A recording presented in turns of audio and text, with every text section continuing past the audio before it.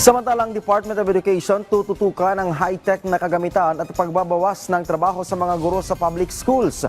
Ang detalye sa report ni Harley Balbuena. Patuloy na pag-digitalize ng learning system at pagpapalawak pa ng libreng edukasyon. Ilan lamang ito sa mga direktiba ni Pangulong Ferdinand R. Marcos Jr. sa kanyang ika-4 na State of the Nation address.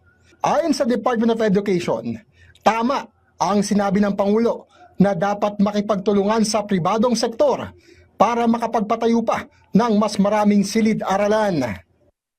On the average for the last decade or so, we've only been building a maximum of 6,000 classrooms a year. Pagka ginawa natin yung public-private partnerships, siguro in the next 5 to 10 years, we can build around over 100,000 classrooms. At yan ang tinutukoy ng ating mahal na Presidente. Sinabi pa ni Angara na hinahatira na ng gadgets ang nasa 46,000 pampublikong paaralan sa bansa. Kabilang dito ang mga computer, laptops at smart TVs, kakibat ng libreng wifi at libreng load sa ipinamahaging bayanihan SIM cards para sa paggamit naman ng makabagong teknolohiya sa edukasyon at pag-aangat ng imahe ng Pilipinas sa international assessments.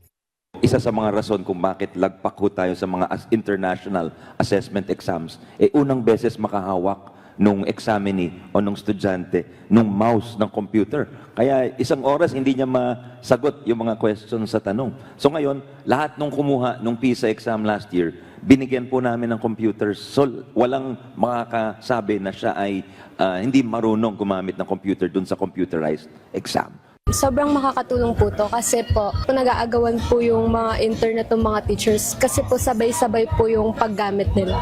Lalo na po kapag bumabagyo or may mga calamities po na dumadating kapag wala pong classes.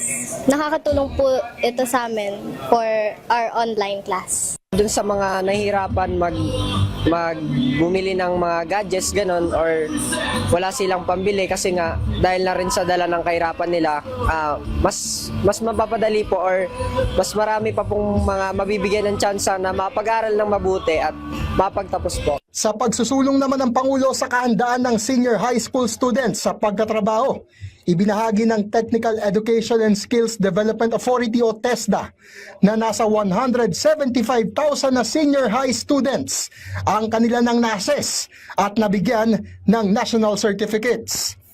Meron ho tayong assessment na ginagawa para sa mga senior high school students para meron na ho silang NC2 or NC3 man kung yun ang gusto nila. At makakapili po sila ng iba't ibang klaseng trabaho, iba't ibang klaseng domains no, ng industry.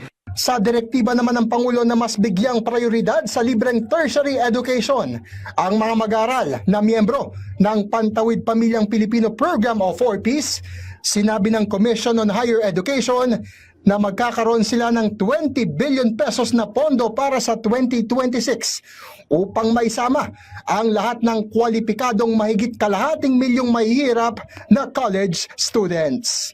Sa ilalim ng Unified Student Financial Assistance System for Tertiary Education o UniFast Act, ang mga benepisyaryong mag-aaral ay tumatanggap ng 20,000 pesos per academic year para sa state universities and colleges at 27,000 pesos sa private higher educational institutions.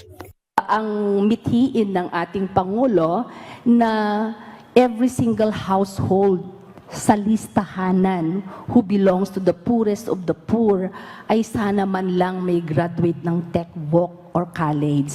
Malapit na po tayo doon. Harley Balbuena para sa Pambansang TV sa Bagong Pilipinas.